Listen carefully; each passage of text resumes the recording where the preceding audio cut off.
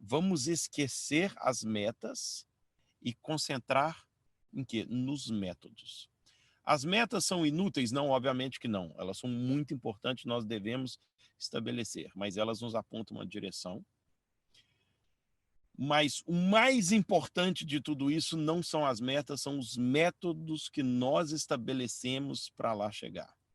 Dificilmente alguém não vai alcançar a meta por falta de querer alcançar, por uma vontade muito maravilhosa de querer alcançar esse objetivo, essa meta. Mas é por falta de um método claro que nos leve a alcançar essa meta, né? Então, eu coloquei uma frase aqui: as metas são o resultado que nós queremos atingir e o método é o processo que vamos usar para atingir esse resultado. Então, eu queria que a gente pensasse muito sobre essa questão das metas hoje, de olhar com um pouco de menos importância para as metas e muito mais importância nos resultados, no processo e no método que nós vamos usar para atingi-la. Dificilmente, eu falei isso, nós não vamos alcançar uma meta simplesmente por nós não alcançar. Nós não alcançamos metas porque o nosso método está falho. Problema número 1 com metas. Vencedores e vencidos têm a mesma meta. Esse é o primeiro problema. Eu me lembro de um livro que eu li há um tempo atrás, de um treinador de vôlei brasileiro muito famoso, talvez o mais famoso da história, chamado Bernardinho. E ele tem um livro que chama Transformando Suor em Ouro. E eu lembro que ele falava o seguinte: todo mundo quer ser campeão, todo mundo quer ganhar um campeonato, todo mundo quer vencer. Meu amigo, todo mundo que está disputando um campeonato, todo mundo que está fazendo alguma coisa, quer demais. Mas só um vai alcançar. Se a gente está falando de uma prova desportiva, né? Está falando de uma competição, está falando de alguma coisa assim, né? Ou seja, não basta querer demais. Por mais que muitas vezes a gente queira, se a gente não tiver um método pré-estabelecido para lá chegar, nós não vamos chegar. Segundo, atingir uma meta é apenas uma mudança momentânea, né? É interessante isso aqui também, porque, veja bem, vou dar um exemplo aqui simples, né? Você vai, seu quarto ou seu escritório, né? A sua secretária ali, onde você deixa suas coisas, tão mal arranjado, tão bagunçado, tão uma confusão danada ali. E de repente você fala: eu tenho que arranjar isso, eu tenho que arrumar isso aqui. E aí você separa um dia e você vai lá e arruma tudo certinho. E aí, passado uma semana, você volta no seu quarto, ele continua a mesma confusão. Por que que isso acontece? Na verdade, se você tinha a meta somente de arrumar, um objetivo somente de arrumar o seu quarto, mas se você não mudou o seu comportamento que levou o seu quarto a ficar bagunçado, essa meta, esse objetivo alcançado foi apenas uma mudança momentânea no caminho, mas realmente não resolveu a sua situação. Terceiro problema: os objetivos ou as metas, elas podem restringir a felicidade. Engraçado, né? Como assim? Como assim? Se nós achamos que nós alcançamos as metas ou os objetivos é exatamente para alcançar a felicidade, como é que uma meta, um objetivo, pode restringir a felicidade? Tem um livro bastante conhecido, que é O Jeito Harvard de Ser Feliz, né, em que fala muito dessa situação. E a situação é a seguinte: na nossa sociedade, na nossa vivência, no nosso dia a dia, nós colocamos a nossa felicidade, nós condicionamos, melhor dizendo, a nossa felicidade em alcançar uma meta ou um objetivo. Ou seja, quando eu comprar um carro, eu serei feliz.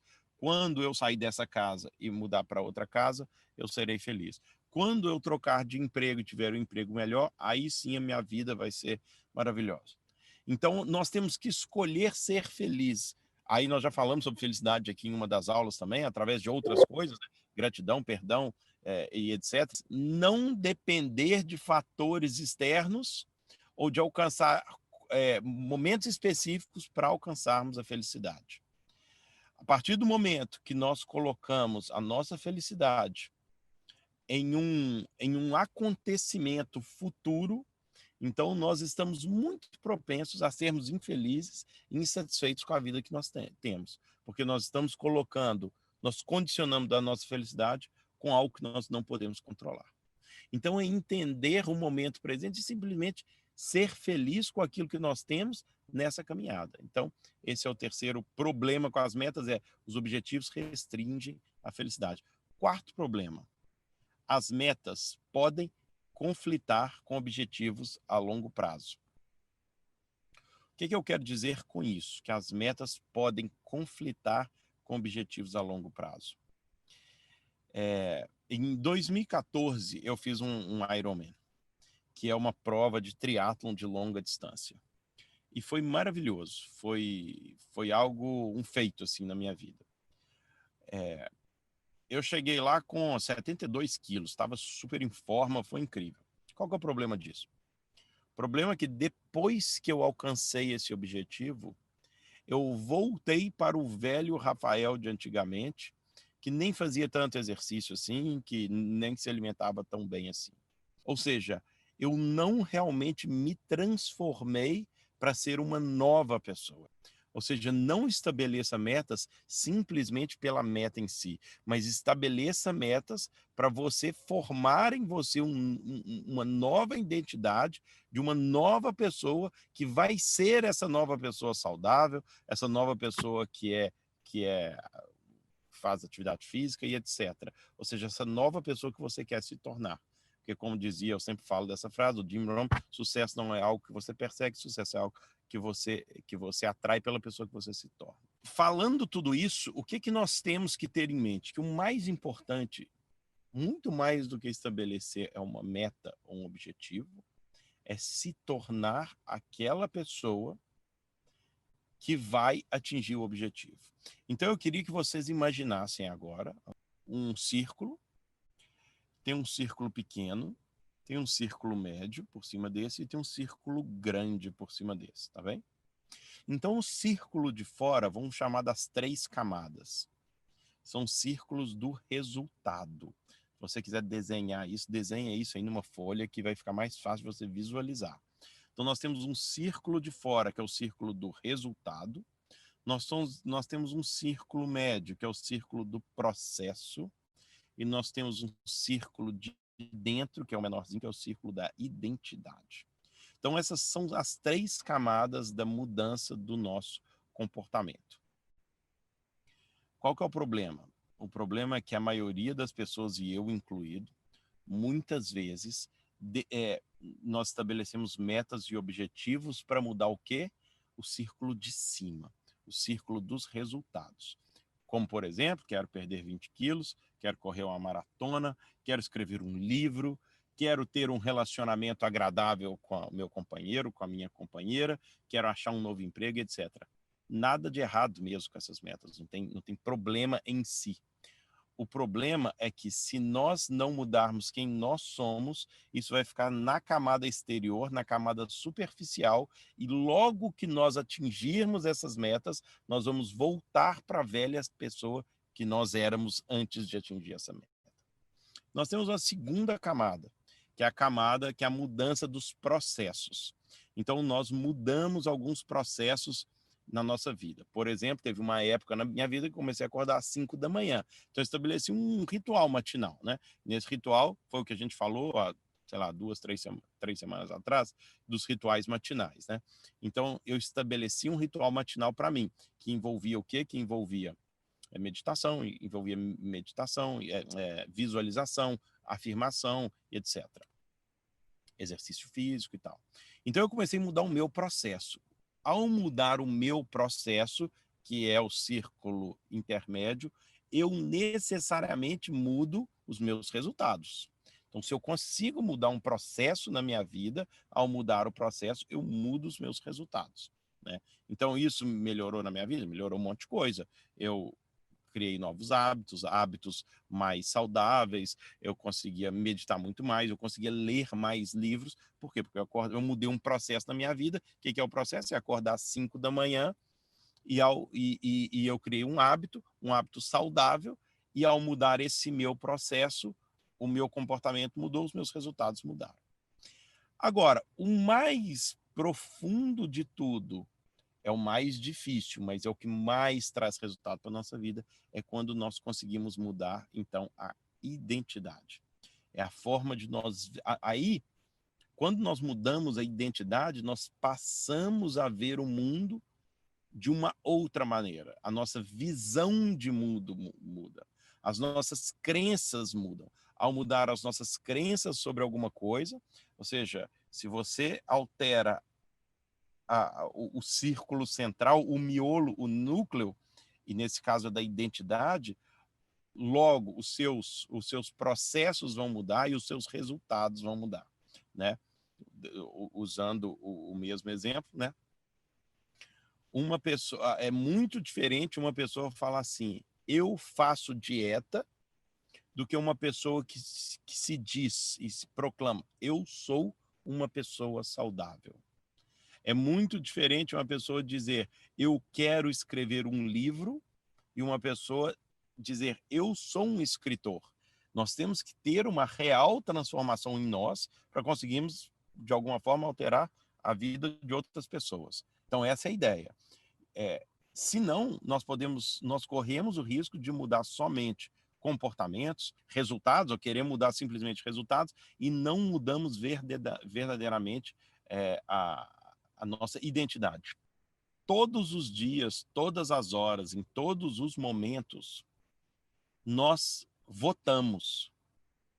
E cada voto nosso é um comportamento nosso. Cada comportamento nosso é um voto nosso. Ou seja, cada vez que nós escolhemos comer uma comida saudável, nós estamos dando um voto para uma pessoa que é mais saudável. Cada vez que nós decidimos comer no McDonald's, nós estamos dando um voto para uma pessoa que não cuida bem da sua própria saúde. São votos. E nós seremos a pessoa em quem nós mais votarmos. Quando criamos uma nova personalidade, mudamos a maneira como falamos. É muito importante. É muito diferente uma pessoa falar assim, eu sou do tipo de pessoa que quer isto ou aquilo, ou sou do tipo de pessoa que sou assim, ou sou assado. Para a meta ser verdadeiramente útil e eficaz, ela deve ser metas que nos tornem uma nova pessoa. Percebe? Então, o que eu escrevi aqui que eu queria passar para vocês aqui? A meta não é não é ler um livro, mas tornar-se um leitor. Aquilo que nós colocamos para fora no mundo é aquilo que está dentro de nós. Então, se eu sou do tipo de pessoa que digo coisas do tipo, eu nunca termino o que eu começo. Logo, quando você começar algum projeto, você abrir uma nova empresa, você quer abrir uma nova atividade, você quer fazer qualquer coisa de diferente, mas você diz para você mesmo sempre, eu nunca termino aquilo que eu começo. O que acontece? Qualquer dificuldade que você vai encontrar no meio do caminho, e vai encontrar atividades no meio do caminho, o que vai acontecer? Você vai lembrar daquilo que você sempre proferiu para a sua vida, você nunca termina aquilo que começa. Agora, tem umas crenças ainda mais profundas, palavras mais profundas que a gente fala para a gente, como eu não sirvo para nada. Eu não sirvo para nada. Minha mãe sempre disse que eu não servia para nada. E aí, se você não serve para nada, se é isso que você fala, quando você expressa isso, o que você está falando? Você está falando da sua identidade, daquilo que você é, da sua essência. Então, duas maneiras aqui para você mudar a sua realidade. Decida a pessoa que você quer se tornar. Quem é a pessoa que você quer ser? 2, prove isso a você mesmo com pequenas vitórias diárias. O Rafael daqui a um ano é um Rafael mais saudável. O que eu posso fazer hoje para provar isso para mim hoje com pequenas vitórias diárias? E é isso que faz a diferença. E o que são essas pequenas vitórias diárias? São esses votos que nós damos para nós, a cada comportamento que nós emitimos para a sociedade, para o mundo. nós votamos se eu quero ser essa nova pessoa ou se eu não quero ser essa nova pessoa. E é isso que ao longo do tempo vai criar essa nova identidade.